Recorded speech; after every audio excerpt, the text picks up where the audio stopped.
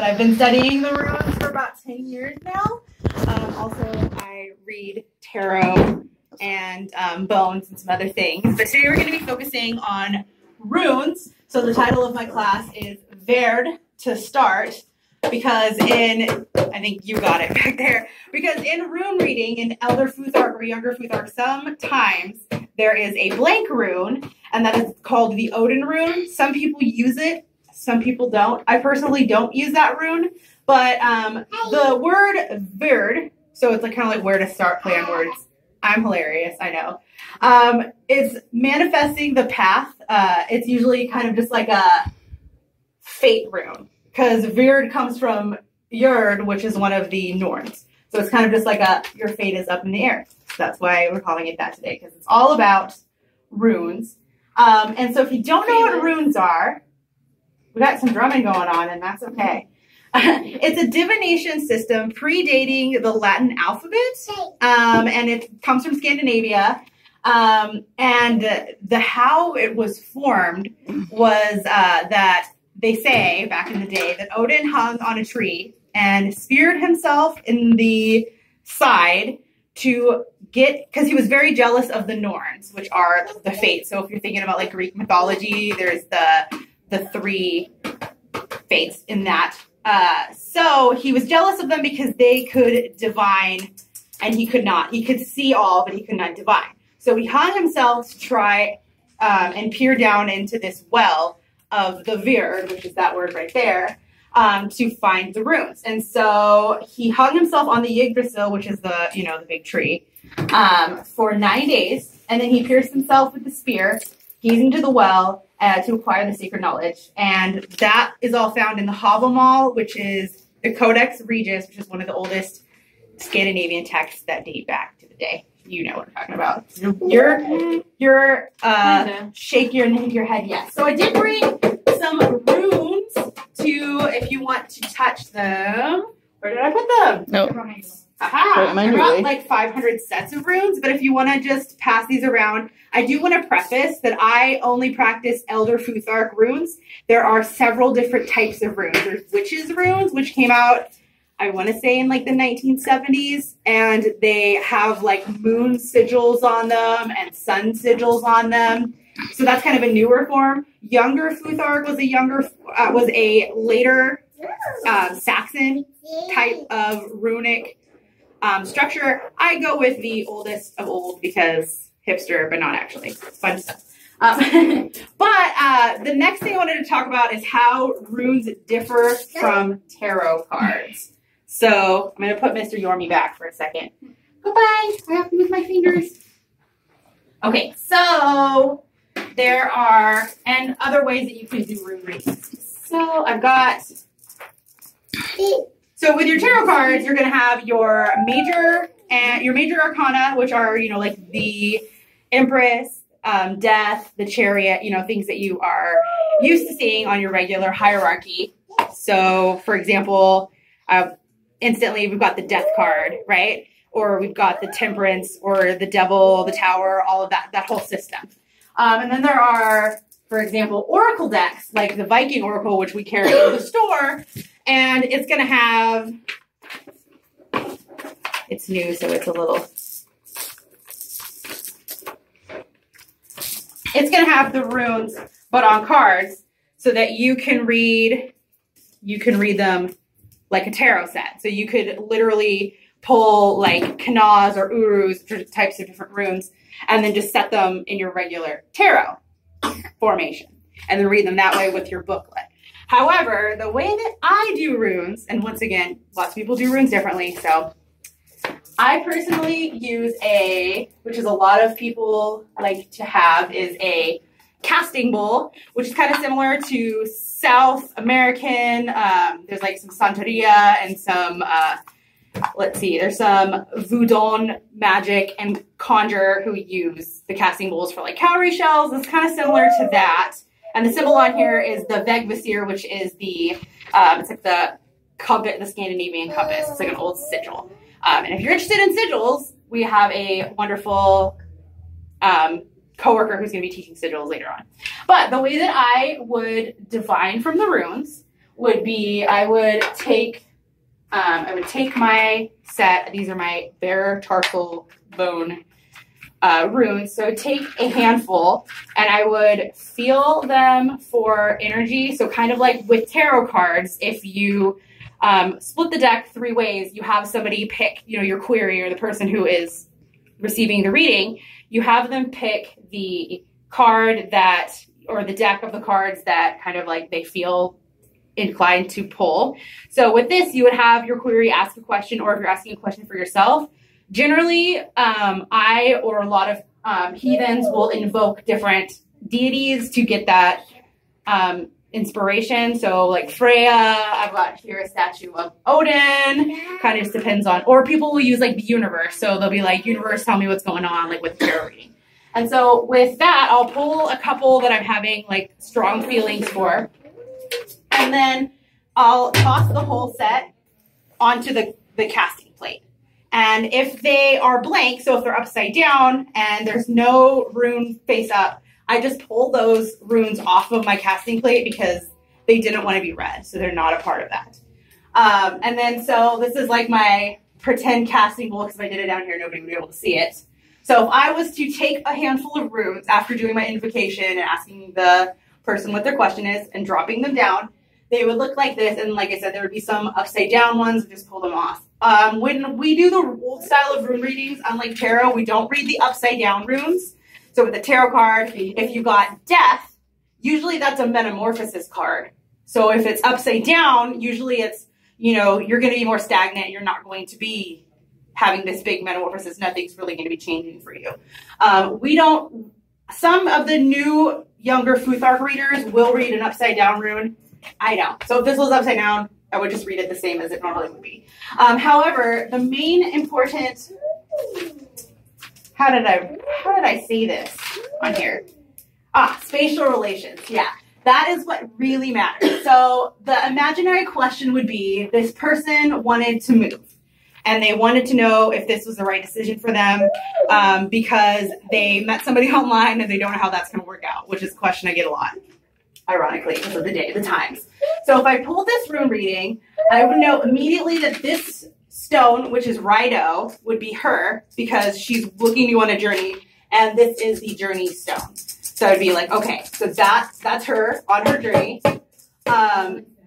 right? And then it's next to Wunyo, which is the rune for happiness. So already I know this is a good decision and it's going to be good for her. Is it going to be good for her in the long run? It seems like so, because we look here and we've got Algi's, which is the protection rune. So the protection rune means that she's going to have a safe travel and she's going to have apparently a wonderful time because she is going to be happy. We got the Wunyo there. And then the spatial relation here, we've got Hagalaz, which is kind of a rune of chaos. But it's far away from our cluster here of her good decision. So you know that if these runes if one of these runes, like if this Rhydo was over here, you would know, okay, this is a really bad decision, especially if something like this pops up. So you don't want to mess with that. But we have some spatial relation here. This is a Gabo, and it's a relationship rune. And it's a little bit far away from our cluster here. So we're like, the relationship part of it maybe isn't going to work out the way you want it to. But the move in general is going to be fantastic because we've got all this cluster over here that's looking like it's working out for you. Okay, let me see where I am with this guy. Can you tell me where I am on time? You're at 9 minutes. 9 minutes left? No, you've been speaking for 9 minutes. Okay, dang. Epic. That's amazing.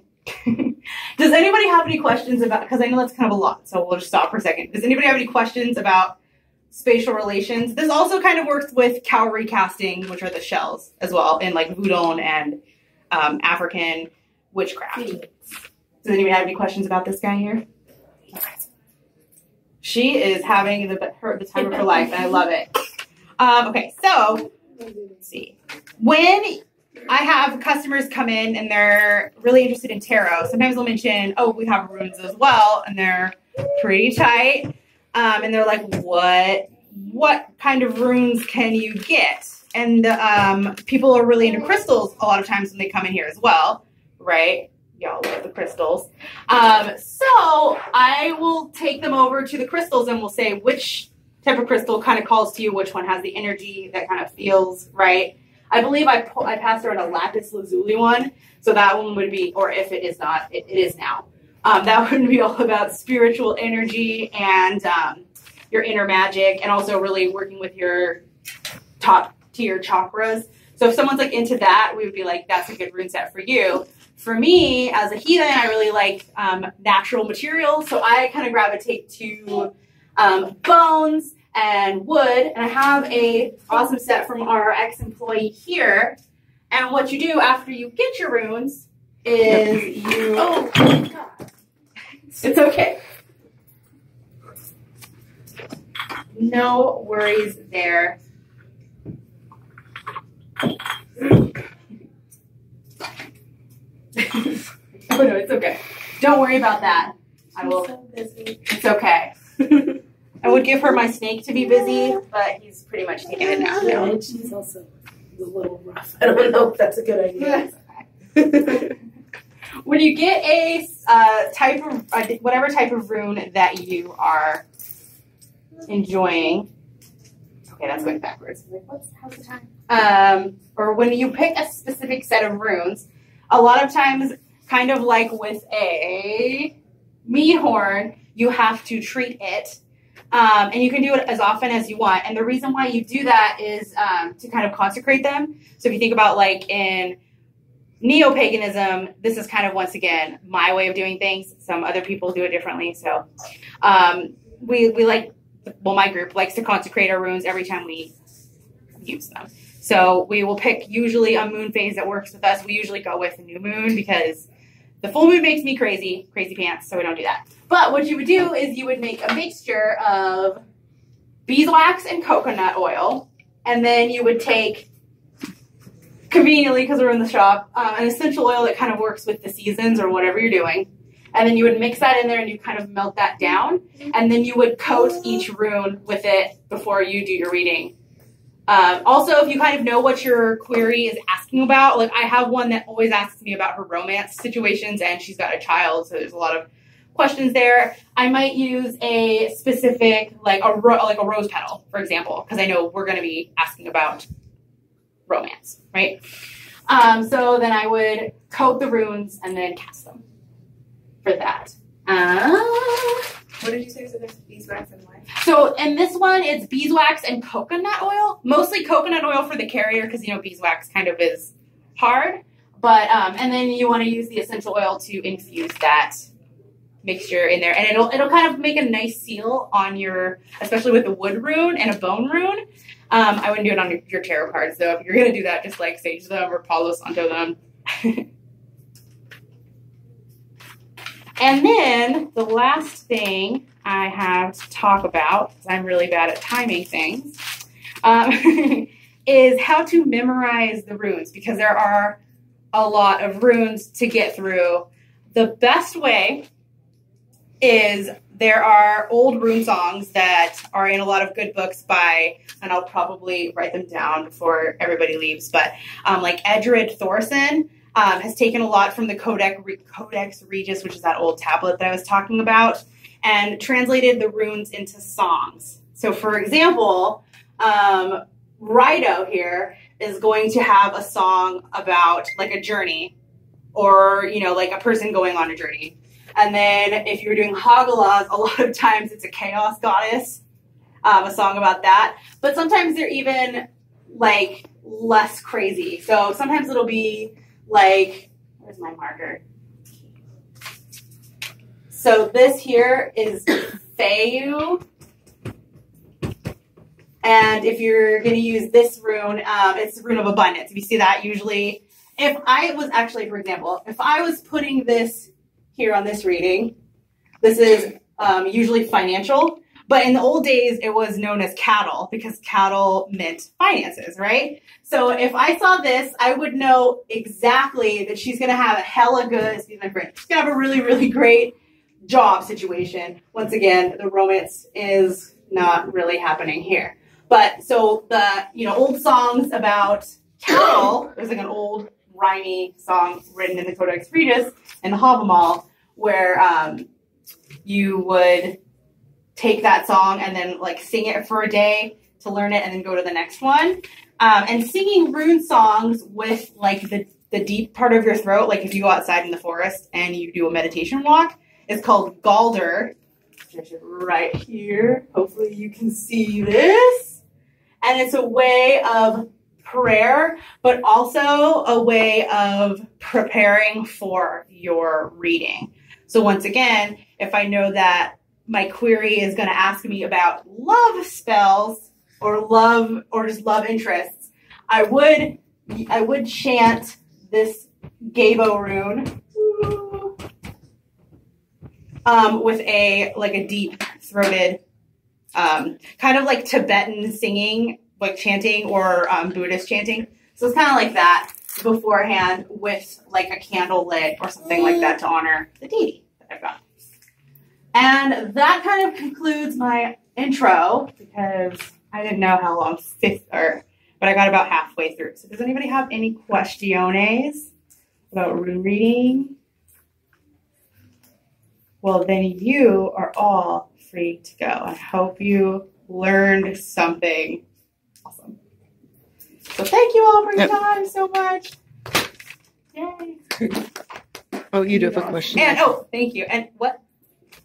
Do you have a question? I was just gonna say I would mention about bone reading next time. Like bone reading is I'm amazing. getting into that. And I'm setting up my set right now. And there's also other ways you can do like that sort of thing. So like if you were to add shells to your bones, you could paint like one of them black as like a, usually it would mean like something bad's happening.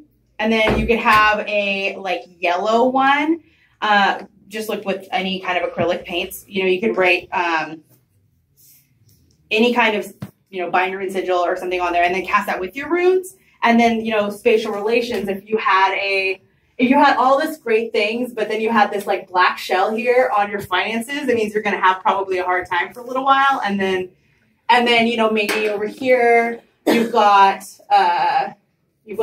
Thurisaz, which is Thor's rune. So sometimes a god's rune will appear next to something. So if you are like having a bad time, but you have Thor watching over you, which is a god of good weather and strength, if you toughen through that, your end result's still going to be good. So it's always about spatial relations. But I would love to talk about bone readings. We have a really great bone reader here named Roman Delgado, and he is a guest reader here. Hopefully he'll be a full-time reader here, but he does chicken bone readings, and he calls to his ancestors. So I'm getting Bone Shells and Curios. I don't know if you're familiar with that book. What is it? It's called Bone Shells and Curios. I don't know that book, but I want to buy that. You can. Yeah.